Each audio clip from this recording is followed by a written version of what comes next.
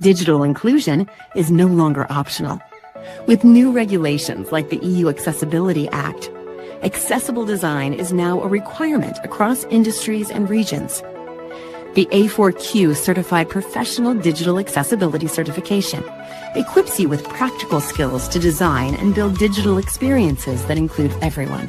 From WC, AG guidelines, and assistive tools to inclusive design, thinking, and accessibility testing, gain the knowledge to make a real impact. Learn, create, include. Get certified in digital accessibility.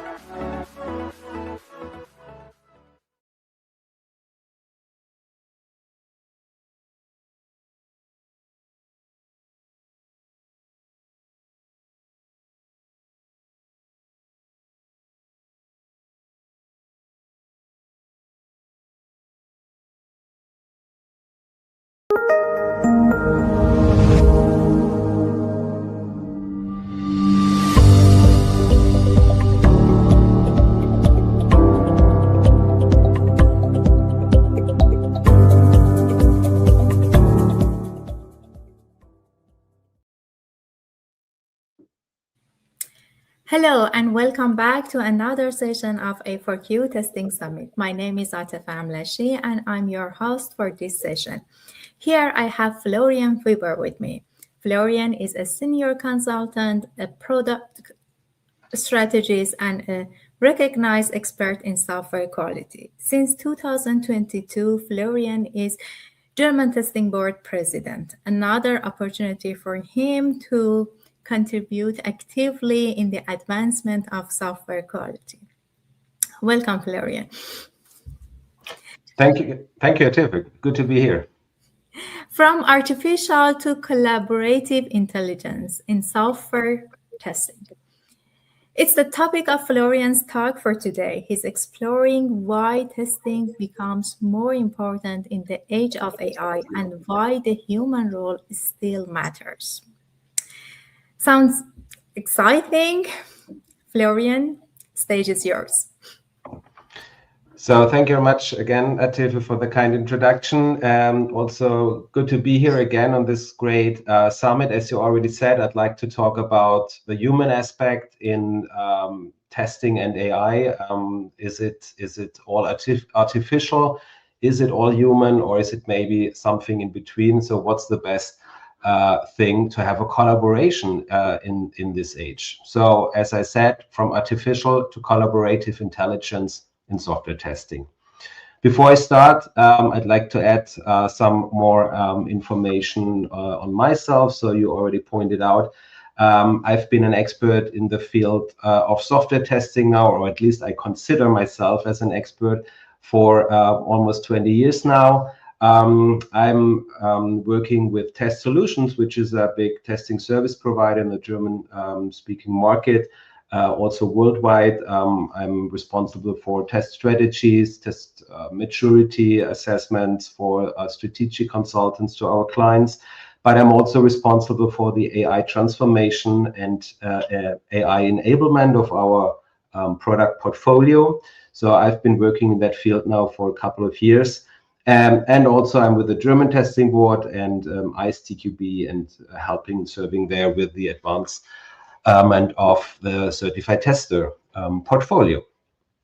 So if we look back to 2024, the new role in 2024 was a prompt engineer. So everybody wanted to become a prompt engineer because you could earn a lot of money. It was quite new. In 2025, the new role to be was the wipe coder. So at least it was the advent of wipe coding, and with that, this new role. So the question is, what's the role this year in 2026? So if I follow to my LinkedIn account, it's this great role of wipe code cleanup specialist. So which is, of course, kind of funny, but also depicts maybe the challenge we have, not only with wipe coding, but also with wipe coding and the question of what quality can we expect with such changes in software development. And overall, of course, always the question, will AI take over my job? Is there still place for humans, or is this the last event where we sit together, listen to each other, work together as humans, or will there only be agents working together in the future? So if we think into the field of AI and software testing, we typically see at least two different dimensions. So the first one is to see the AI as a test object. So we call that testing of AI. We have other types of systems than we used to have in the past. So they are not deterministic, they are probabilistic, they behave differently than we are used to that. So we have to change, of course, the way, or probably we have to change the way of how we test such systems. So this is testing of AI. The second dimension we typically have a look at, and which probably has the biggest impact, at least at the moment, or for the last months or 1 or 2 years, is testing with AI. So as all other disciplines also have challenges with using AI-enabled tools, Gen AI, LLMs, and whatever is there around for their daily work. Of course, we also can do that in testing to enhance, to augment, to support our testing activities. So we can get more productive, we can be more fast, and so on. So this is testing with AI.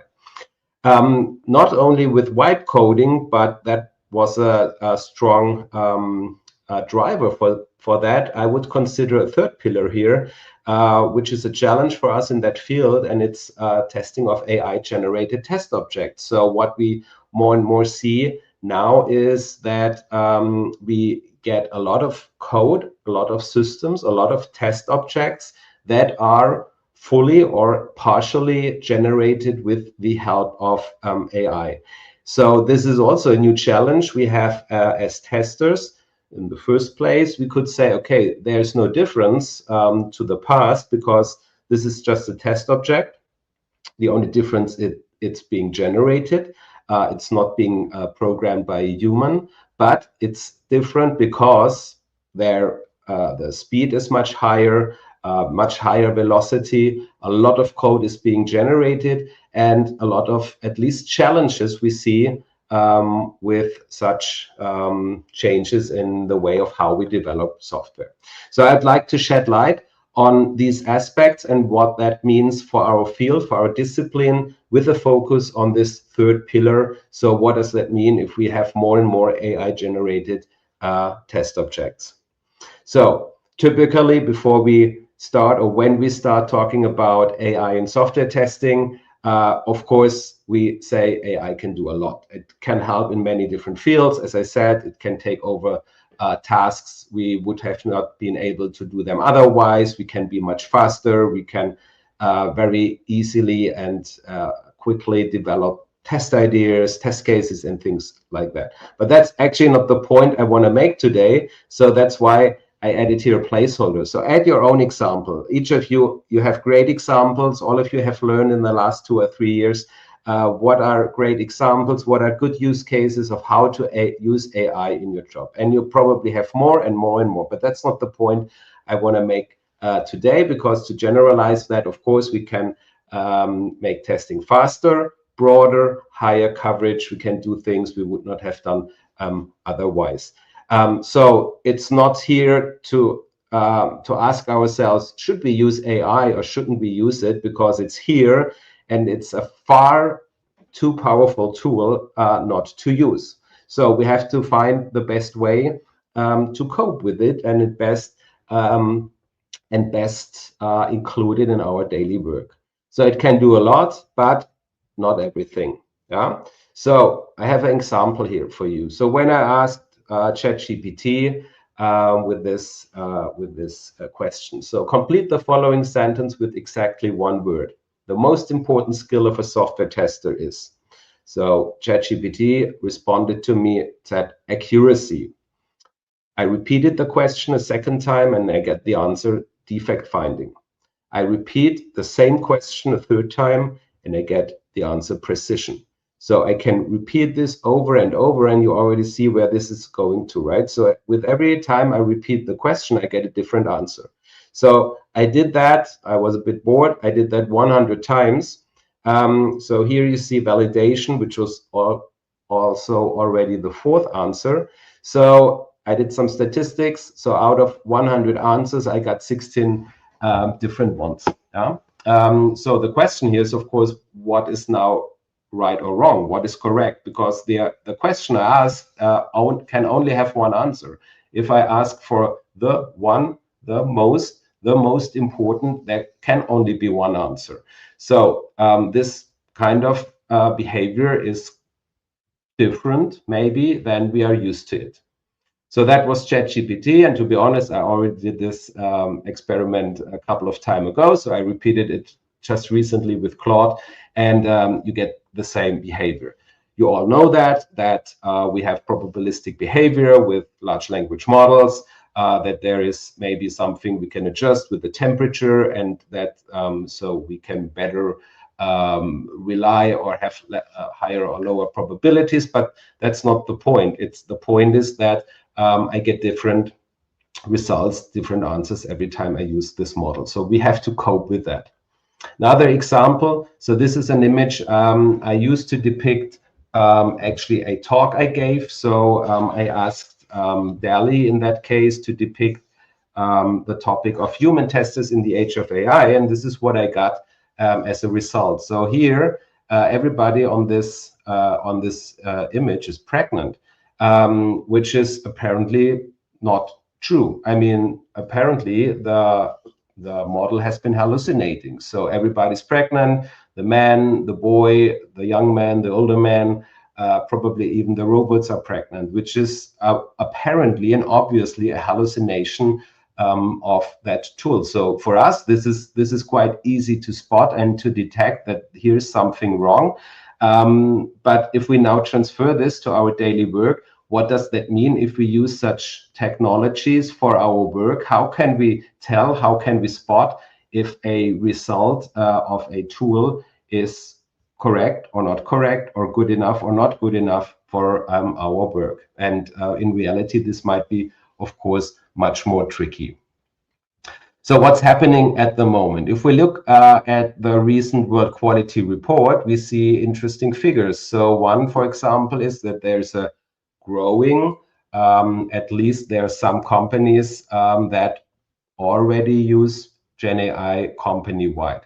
But here in this report, we have some 43%. There are other reports where the numbers are even higher. So what we also observe is many companies are stuck in the experimentation phase, or don't get over the POC phase, and don't really find a real positive ROI for using Gen AI in their work. And what also is really interesting, the number is low, but it has been increasing since the last time of the report. So the so-called non-adopters number even grew.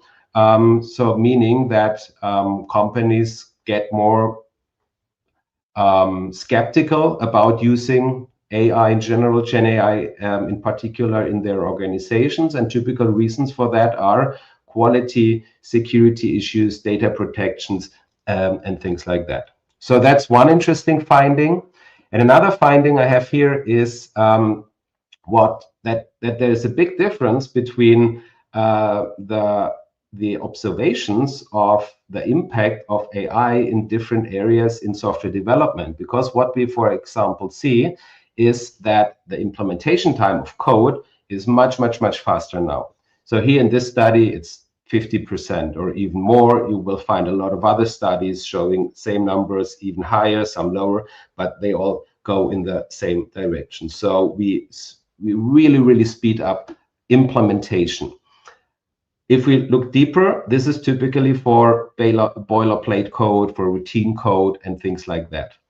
The interesting thing is that the total time spent for developing software decreases. So it's 20% slower than it was compared to the time before without using Gen AI. And another figure showing that more and more defects are being introduced into the code. The more AI is used to generate code, the more defects are being introduced in the code. And so the interesting part here is that, of course, we get much faster at some points, especially with implementing, with coding. But software is more than just a bunch of lines of codes or generating code. It's also has to do with humans, about problem understanding, maybe also testing, quality assurance, and so on. So the thing here is, on the one side, we get much faster with implementation, but on the other side, we can get slower because there is much more defects being introduced into the code. So the question here is, if we run into a new code quality crisis, as I just said, more defects are being introduced, and studies we see here is that not only more defects are being introduced, so here in this study it's 70%, it's even worse because the defects are even more critical, and moreover, more security defects are being introduced into the code compared to code being traditionally implemented by humans. So we see, of course, a significant increase in productivity, but also in defects. And I think the validation of this AI-generated output becomes much, much more essential, even more essential than it already was in the past. The challenge we see here is that there is at least some risk of shift right, because if we wait till some code is generated and maybe integrated into a solution that is can be tested or end-to-end tested by some testers, so maybe we wait too long to find those defects. So this is at least a big risk here. And the question is, do we buy now and pay later? So maybe you all know this meme here that's around. So in the old days, we had some time for coding and some portion for testing. Now we really speed up the coding time from 2 hours to 5 minutes, but the debugging part and the testing part will be much longer. So in total, the sum of all the work together is even higher than lower. Another mind game I want to have a minute for to talk with you is, so who do we want to replace with AI? So if we think of a software development approach, sorry, that was too fast. If we think of a software development approach, a life cycle, so we typically follow the phases. We first have to understand the problem, describe the problem. We often call that maybe requirements engineering. Then we have to find a solution and design that solution. We can call that maybe architecture work. Then we have the development part or the coding part, the implementation part. So we have to implement the solution. And we also have to test and validate and check the solution before we go live. And this is not necessarily a sequential approach. It can be an iterative approach, but we typically follow these phases, and typically or often we also have different roles. Sometimes they are integrated, sometimes not. And the question is now, if I would ask you if you can or have to replace 3 out of 4 of these activities by AI. So which of these activities would you like or do you think is a good idea to fully replace with AI? I think not only myself, probably most of you, at least many testers, but not only testers, would think, okay, maybe replacing every activity with AI and also testing is not a good idea. It at least feels not right.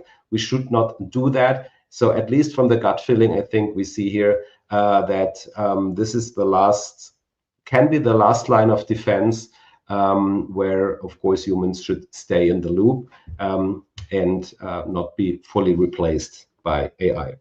So I would argue here that in the age of AI, testing is becoming the central quality authority. I think the future belongs to testers because it will become more and more important and crucial for good software, for software development, for high quality software.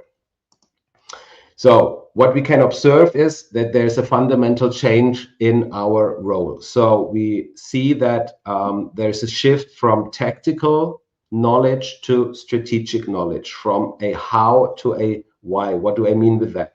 So on the how level, we typically have the very tactical knowledge, the product knowledge. So it's scripting, generating test ideas, it's routine activities, routine checks. It can be scripting, automation scripts for test automation, test data generation, and things like that. Another layer is the why layer. It's the strategic layer. It's the problem understanding. It's risk analysis, understanding risks. It's understanding, developing, maintaining test strategies. It has to do with stakeholders, stakeholder management, and communication, collaboration together with stakeholders. And in between, there's probably not only one, there are probably more layers, but that's not the point. But there are layers in between, and it could be the what maybe as an intermediate layer between these two. So what is changing now with the help or with the higher usage of AI and Gen AI in testing, the jobs we have, the tasks we have to perform, they move from this tactical layer to the strategic layer. Yeah. So this tactic layer, this is a perfect spot or perfect tasks or activities that can be taken over by AI. I don't say here AI fully AI. I say AI in charge. So here is maybe the AI, the pilot, and the human is the co-pilot, maybe. But on the other side, here's the human in charge. So these are typical activities that can be and should be taken over by humans. And the sweet spot here in the sense of collaboration is this part in the middle, where I see the human and AI collaboration, where they best work together, where I have an AI augmentation of my testing activities, for example, and I had the best combination. But the important part is there are different levels of autonomy. It's not one solution or one size fits all. I have different levels where I have more human and less AI. I have other parts where I have most of the things being done by AI and generated, and maybe just a small portion of human in the loop. So this, of course, sounds great, right? I mean, we all move to this strategic level and everybody wants to be a senior and advising others in doing things. So this, of course, sounds very good. The AI is the junior and the human is the senior. But we will run into a fundamental problem with that. And I think we already are running into this challenge, at least, so that we see more and more or less juniors are being hired in the companies, because we see typical junior activities could be taken over by AI, and the human is just in the role of a senior. But the point is here, how do you become a senior without being a junior before? This is, at the moment, it's okay-ish, right? But if we forward 5 years or 10 years, where do all the seniors come from if they are not being educated, if they did not start as juniors? So the seniors in 10 years are the juniors today, and if there are no juniors, we will have a fundamental problem in 5 to 10 years. So we really have to be careful with that. So that's one warning, one challenge maybe with that. And another thing is, which I personally find very crucial. So we tell this story and everybody tells this story. This is great. We don't have to be all this repetitive tasks. We all will be seniors and advisors and managing and orchestrating things and so on. But maybe the question is, not everybody wants to do this kind of work. Maybe some people feel comfortable with what they do. Maybe, for example, software developers have not been waiting all of their life for AI to take over their job and to generate code for them. Maybe people love what they do, and moreover, And this is what, of course, this meme wants to depict here. It's not so easy to change a role for people from a very tactical to an operational level. And here, as we can see, I cannot just tell the horse that from tomorrow on, it will have to evaluate the tractor output. Okay, so this will not work. And again, here we have to think about how to educate people, how to upskill people, how to prepare for these challenges in the age of AI. One important part also is, if we think of everything AI, everything is being generated or not, I think what we often forget is that software is, as I already said, is much, much more than just some lines of code. Software is an element in social systems, so it definitely does not work without humans, right? So software is more than just code, meaning testing is much more than automation.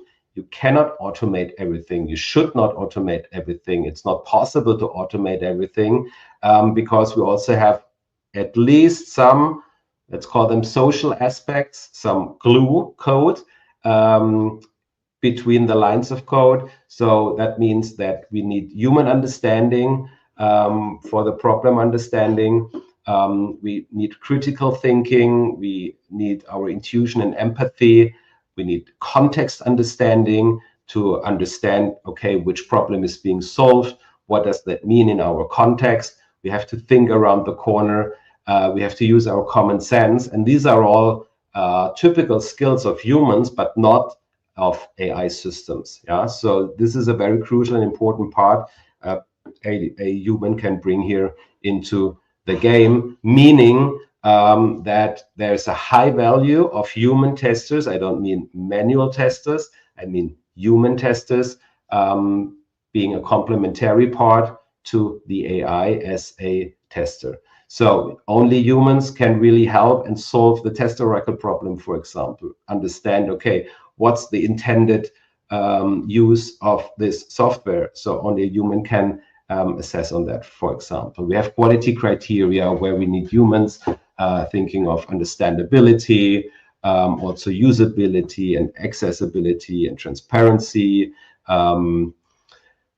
freedom of bias, ethical aspects, and all of these things. And also the exploration part is a very human-centered activity where humans bring a high value add in what they do. So together we develop software typically for humans, and only humans can ultimately judge what is suitable for them. So we cannot and should not take them out of the loop.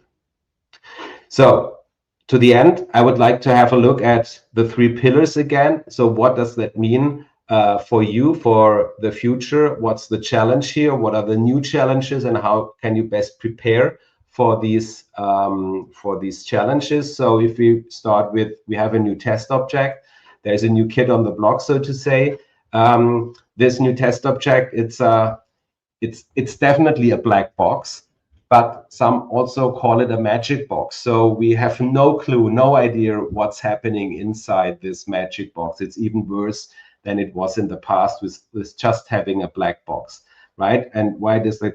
Do we have that situation? It's a non-deterministic behavior, probabilistic behavior. There's a high tester record problem, meaning to understand what are expected results is the behavior of our system as it is expected. So what do we expect if there is no right specification? For example, how can we assess whether such a system is working in a meaningful way? Or let's say, take as an example a chatbot that is responding to a question. So how can we be sure that this response of a chatbot is good or not good? So there's no longer maybe a correct or a true or false, but rather probabilities. It's rather correct or rather not correct. What we also see is that there is emergent behavior or emergent behavior of failures, so that failures only come over time by using such systems. And this is, among other reasons, because the quality now is not anymore in the code, necessarily, but in the data being used, both the training data, but also the data the system is taken into account while it's working or in operations. We have new and other quality criteria, as I already mentioned, and with that we have more or other or more important test techniques. They are not all new, but some of them have higher demand now or importance than they had in the past. So for example, metamorphic testing, back-to-back testing, and so on. So what should you do as a tester to best prepare here? I would recommend you understand what is different between such an AI system or AI-based systems compared to traditional systems. So there are differences like this probabilistic behavior I just mentioned, but there's also a big portion where there are similarities. It's still a software system. So not everything is completely new. We do not have to reinvent the wheel at every part in this chain. Yeah. Ideally, as you have always been doing, build up understanding about your test object, open the black box, have a look inside, how is it working, get experience with it, learn about artificial intelligence in general, about machine learning, about generative AI, upskill yourself in data literacy, and things like that. Get an idea of what is AI quality. If someone asks you, is this chatbot good or bad? So how can you assess that? Not from your gut feeling, but what are good quality criteria you can take into account? What are good metrics you can use to measure quality of such systems, and in total maintain your critical thinking, which will become even more important, I would say, than it has always been. So there are a lot of good resources around. There's a great training from the ISTQB, the Certified Tester AI testing. This can be all great entry points, for example, to upskill yourself in that field. So if we have a look at the second part, testing with AI, so what are the challenges here? That we now introduce this non-deterministic behavior also in our tool chain, also in our pipelines. We have with these tools also hallucinations. We just have seen this example from this picture being generated, but there are also hallucinations, of course, in text being generated. So we will have this challenge, for example, if you think of test data, test cases, test ideas being generated, for example. We just seen this task shift. So the whole discipline of software testing will fundamentally change from a rather, or at least the more tactical parts will move to more strategic parts. So this is definitely changing in the roles. You should prepare for that. We will be much faster in what we do. We will have a much higher velocity and speed in software development. It will increase even more. So we will see that there will be even shorter release cycles. There's a challenge of the automation bias. Don't blindly trust in what the machine says. We already know this challenge from automation in general. And other examples. So I don't want to go into all these examples here now, but these are, I would say, the challenges we have here. So before we have a look at how to prepare, there's a quote. I have no idea about testing thanks to AI. However, it now works fine without me. So who said that?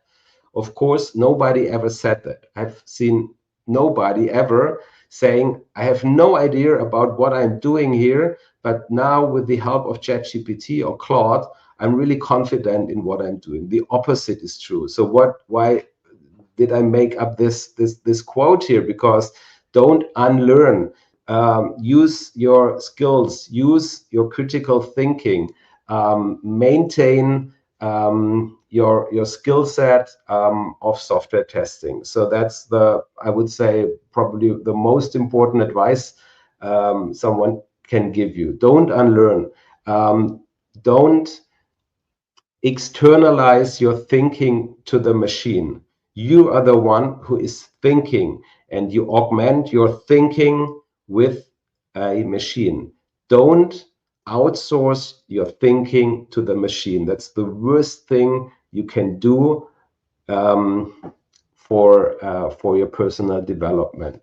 Always stay in the driver's seat. You are the pilot and not the machine is the pilot. Yeah. So don't let the machine use you. Use it where it makes sense. If you don't have a problem, if you don't know what to use, what to do, don't use AI for it. You first have to know what you are doing, and then you can really use it, and then you will have an efficiency booster, definitely. Find the right balance, right? As I said, it's not black or white. It's not either Gen AI or not Gen AI. It's finding the right balance. Sometimes there are tasks that can be highly automated and generated with 99% Gen AI and 1% human in the loop. Sometimes there will be other situations. So find here the right balance. Yeah, and coming to the last pillar here, the AI generated test object. What are the challenges here? It's faster, more code in a shorter, even shorter time. So we had this picture of the wave before. So there's a big wave of code coming to us or approaching us. And so what do we do with that? Yeah, so there will be a problem, and we have to find an answer, not to become a too small bottleneck, maybe at that point. Yeah. And that's a big challenge, I would say. Another challenge is the more software is being generated, the more we lose understanding about what is the code intended to do. So software development itself will become a black box. No one can maybe at some point tell you why this system is working like it is. Why it is being constructed like that, because it has mainly been generated. And all of this know-how and information is very important to assess some system. The more we lose this information, the higher the risks might get. Don't do the mistake to think, okay, it looks good, then it is good. Apparent quality is not real quality, or not necessarily quality. If it looks good or looks professional, it does not have something to do necessarily with real quality. What we also will see is that we have shifting defect types. So there will be probably less typos. So of course, a Gen AI system can generate quite good code from a syntactic perspective, but not necessarily from a semantic perspective. So we will have other defects, and these defects will even be worse, as we have seen before. So they will be more on a logical level. They will be maybe harder to detect, and the impact of these defects might be even harder than it used to be in the past. So maybe testing again will become the last line of defense in software development. We'll see. So what should you do? Again, don't unlearn. That's my best advice to you today. Get your tester job done. That's what you are there for. You are here for not saying, oh, everything is perfect, I fully trust everything. You are skeptical. You apply your critical thinking. You say, okay, I have to assess on the risks. Is there some risk with using this product? Yes or no? If the answer is yes, then maybe you should start testing and maintain and do what you always did as a good tester. This is also an important job for us as testers, I would say, also to make it understandable, also to be an ambassador for quality, also to talk to your stakeholders, to your product owners, maybe to the developers and your other peers, why testing is now probably even more important than it ideally already was in the past. So the thing here is, some things will change. Your toolbox of testing will maintain, but it will, on the other side, fundamentally transform. So there's a big transformation in our discipline. Some things will change, some things will remain.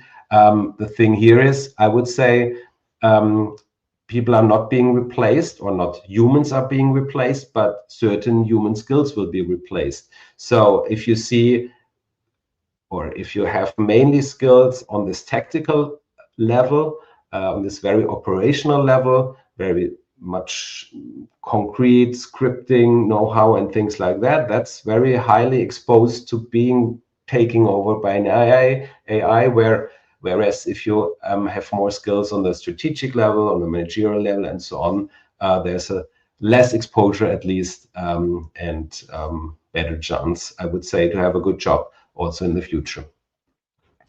So for me, that means, to sum it up, the last 3 points here: rethink quality. What we will see is that AI will create code faster, but not necessarily better. We might get more defects. More code means more defects, and not necessarily speed is what we deliver. That has never been the advantages of testing, right? We all know that if we want to be faster, you might have less quality. So you always have to adjust between these dimensions, right? So the critical questioning here is the more important part, and not the question whether testing is fast or not fast. We have to elevate the human role, as I said, from the tactical how to the strategic why. Critical thinking is important. That cannot be automated. That must remain human. And testing will become even more important. That's at least my hypothesis, and I'm pretty sure that this will happen in the future. Use it wisely. It's a tool. It's a very powerful tool. That's true. We need humans in the loop. We need human judgment, and we need context. Collaborate, don't delegate, don't outsource your testing. So the future, I would say, is not artificial, it's collaborative. So to answer the question in the beginning, AI will not take my job and also not your job. I'm really sure we will sit here together also in 1 year and in 5 years. If we upskill, if we adjust, if we transform to this new challenges, then I would say there's a bright future for all software testers among us. So thank you very much. It was a pleasure to be here. I hope you got some nice ideas, some impulses. If you have some questions, ask them now or contact me later on each of these channels. I'm happy to assist you. So thank you very much. I'm done, Atefe. Thank you very much, Florian, for this insightful session. It was a great reminder that AI may absolutely is changing the way we test, but human judgment, critical thinking, and collaboration still remain the center of the software quality. I see that we have some questions here. Yeah. How do you qualify junior testers today when AI is taking over the operational tasks that traditionally built their experience? Yeah, that's a tough question. I mean, it's easy to say we have to be careful. We need juniors to develop them into seniors, but of course the question is, okay, how can we make sure to do that? So at least in some areas in the industry, the opposite is happening at the moment. So I'm a bit afraid that at least in these parts, it's learning with pain, so that we will have a big gap in the future. So I think this is a strategic decision a company has to make to also have junior roles, also to have these roles available in their career path, and it has to be, I think, a conscious decision to develop people from juniors to seniors. Yeah. So then in practice, how do you decide which task to hand over to AI and which task might stay with human? So I think the first thing is maybe, as I said, it's not binary completely or either or, to say, okay, this is all AI, this is all human. So maybe there are some layers in between. Maybe it's fully AI, maybe it's fully human, maybe it's half-half, maybe there are some layers in between. But I think what you should have is some decision criteria where you say, okay, these are, let's say, routine tasks, very deterministic tasks. They can easily be delegated, where I'm pretty sure that a agent, for example, can handle that properly. I don't need a human in the loop there. On the other side, if there is a lot of context know-how needed, empathy, human judgment, for example, then that would be decision criteria to say, okay, I should at least have a human in the loop here, or maybe AI in the loop, and not the other way around. So the key question always is, do you still understand what the AI is doing, and what are the best parts there where it can help you? Thank you. The next question that we have, you mentioned don't unlearn. It sounds cool. Yes. But how realistic is that? Yeah, that's similar to the junior question, I would say. It's so easy to unlearn, because we are lazy people, so we constantly unlearn things. When we drive cars, I think we more and more unlearn to drive a car from A to B without a navigation system, without any assistance systems. We unlearn to steer a car on track and not steer it to the right or to the left, and I find another city with the help of a navigation system. And all of these things apparently also happen with now these systems, but on steroids. So there's a big challenge, and I don't know what the silver bullet here is to prevent this. At least for me, for myself, I would suggest to everybody, always be conscious about what you are doing, what you're outsourcing. Try to do things without the help of some assistance tools, assistance systems. Drive your car without your navigation system. Perform some tasks without the help of AI. Start to do things with your brain, but not with Claude, maybe. So I think we really need practices and routines in our daily work to prevent this. It's training. It's like going to the gym. I would say it's similar. We have to constantly train our brains. Okay. Yeah. Thank you very much, Florian. So I hope if you like Florian's presentation, please vote for Florian. Go to our website and then vote for him for this talk. And at the same time, we have the other session in German, in French, and English in parallel. So if you missed any presentation, you can always come back to the program or go to our YouTube channel and see the presentations. Thank you very much. Thank you very much, Atifa. Bye. Bye.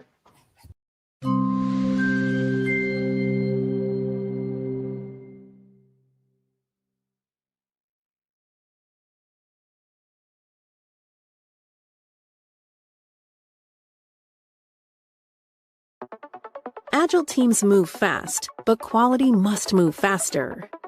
The ISTQB Certified Tester Advanced Level Agile Tester prepares professionals to lead quality in modern Agile environments.